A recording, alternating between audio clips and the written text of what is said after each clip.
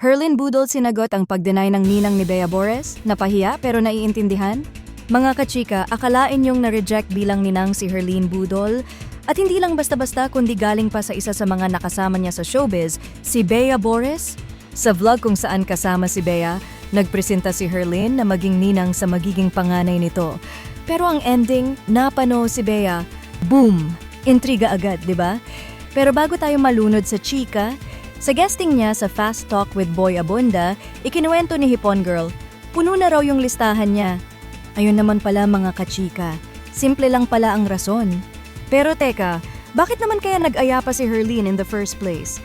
Hindi man daw sila sobrang close na close pero say niya, naapektuhan lang ako noong nagkwekwentuhan kami na parang gusto ko magninang.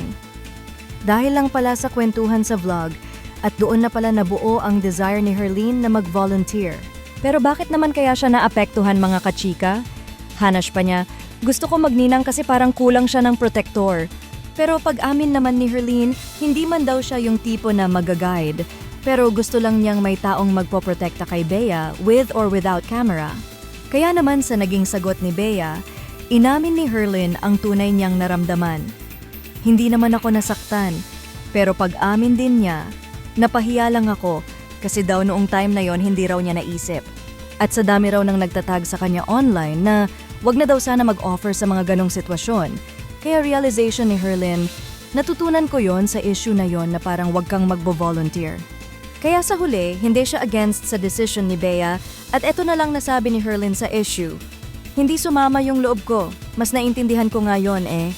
Mga kachika, hindi naman laging may masamang intensyon kung nahindian. Kaya kung hindi man natanggap, ayos lang yon basta may linaw at respeto. Kaya ano sa tingin nyo mga kachika? Okay lang bang mag-volunteer bilang ninang o mas safe pa rin na hintayin ang imbitasyon?